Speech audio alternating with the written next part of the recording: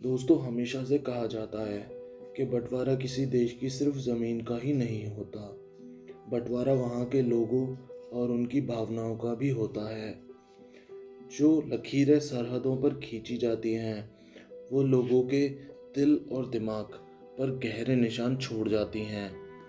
दोस्तों, इस वीडियो में आप भारत के बंटवारे की ऐसी बातें जानेंगे जो शायद आपको पता ही ना हो।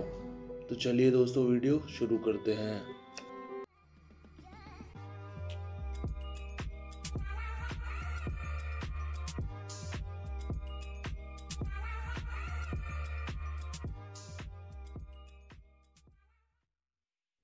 नंबर 1। दोस्तों, कहा जाता है कि पाकिस्तान अपना इंडिपेंडेंस डे 14 अगस्त को यानी भारत से एक दिन पहले इसलिए मनाता है क्योंकि वो भारत से आगे रहना चाहता है, लेकिन ऐसा नहीं है। दरअसल माउंटबेटन दोनों देशों के इंडिपेंडेंस सेरेमनी में जाना चाहता था, इसलिए भारत को आज़ादी मिली 15 अगस्त को और पाकिस्तान को 14 अगस्त को। अगर दोनों देश एक ही दिन आज़ाद होते तो माउंटबेटन के लिए दोनों देश की सेरेमनी में जाना पॉसिबल नहीं होता। इसीलिए दोनों देश अलग अलग दिन आज़ाद हुए। नंबर 2। पाकिस्तान के आज़ाद होने के बाद जब वो एक देश बना, उस टाइम पाकिस्तान के पास अपनी करेंसी नहीं थी। 1948 के आखिर तक पाकिस्तान ने भारतीय नोटों पर अपने देश की मोहरें लगा के भारतीय करेंसी को इस्तेमाल किया था। 1948 के बाद से पाकिस्तान को उसकी अपनी करेंसी मिली। नंबर 3। जब भारत पाकिस्तान के विभाजन की तारीख पक्की हो गई थी, तब बहुत से मुसलमानों ने ये मांग की थी कि ताजमहल को तोड़कर पाकिस्तान लेके जाना चाहिए, वहाँ जाके इसे दोबारा से बनवाना चाहिए, क्योंकि ताजमहल एक मुसलमान बादशाह ने बनवाया था। नंबर 4। जैसे कि एक परिवार में दो भाइयों का बंटवारा होता है, तब घर में से सब कुछ बराबर बांटा जाता है।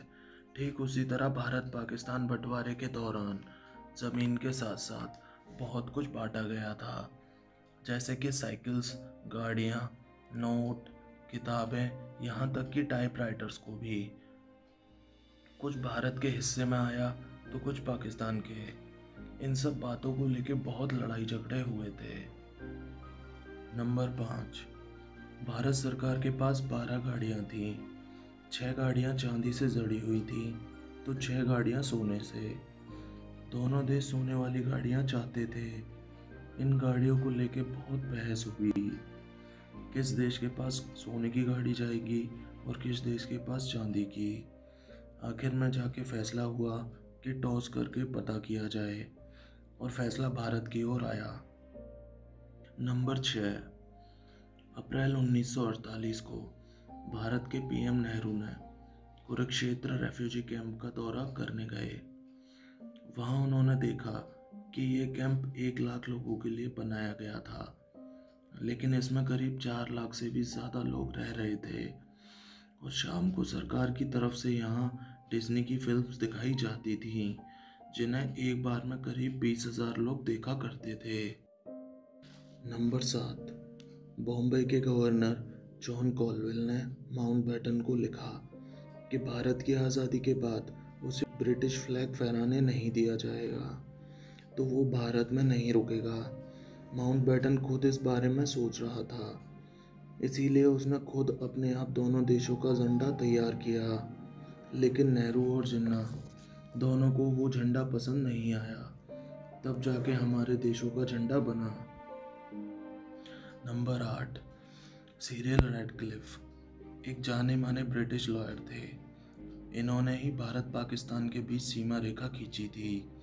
आपको जानकर हैरानी होगी कि रैडक्लिफ भारत पाकिस्तान विभाजन हो जाने के कुछ ही दिनों पहले भारत बुलाया गया था। इससे पहले ये कभी भारत नहीं आए और ना इसके बाद कभी भारत लौटे। जब रैडक्लिफ भारत आए तब उन्हें भारत के कल्चर और ज्योग्राफी के बारे में कुछ भी पता नहीं था। रैडक्लिफ को इस तरह से लाइन बनानी थी जिससे कि ज़्यादा से ज़्यादा मुस्लिम पाकिस्तान में रह जाए और ज़्यादा से ज़्यादा हिंदू सिख भारत में रह जाए। रैडक्लिफ द्वारा बनाई गई लाइन ने 50 लाख से भी ज़्यादा हिंदू और सिखों को पाकिस्तान वाले पंजाब में छोड़ दिया और करीब 20 लाख मुसलमानों को भारत के पंजाब में छोड़ दिया। रैडक्लिफ के काम से ना तो हिंदुस्तान के लीडर खुश थे और ना ही पाकिस्तान के। रैडक्लिफ के उस काम के लिए 2000 पाउंड मिलने थे। उसने नाराज़ होने की वजह से उन पैसों को लेने से मना कर दिया। नंबर 9, 15 अगस्त 1947 को दोनों देश आज़ाद हो गए और देश का बंटवारा हो चुका था, लेकिन माउंटबेटन ने रैडक्लिफ की खींची हुई सीमा रेखा को आज़ादी के 2 दिन बाद यानी 17 अगस्त को पब्लिश किया था।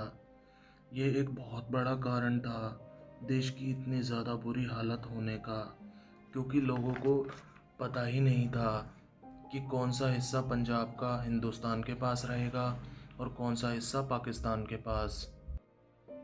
नंबर 10, बंटवारे में कितने लोग मारे गए और कितने लोगों ने अपना घर छोड़ा, इसका कोई भी रिकॉर्ड नहीं था, लेकिन अंदाज़ा लगाए तो 2 लाख से 20 लाख लोग मारे गए थे और करीब 1 करोड़ 60 लाख लोगों ने अपना घर छोड़ा था।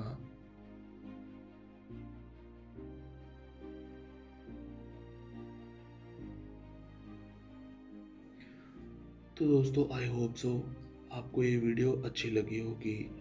अगर आपको वीडियो पसंद आई हो तो वीडियो को लाइक ज़रूर कर देना और मेरे चैनल को सब्सक्राइब भी कर देना।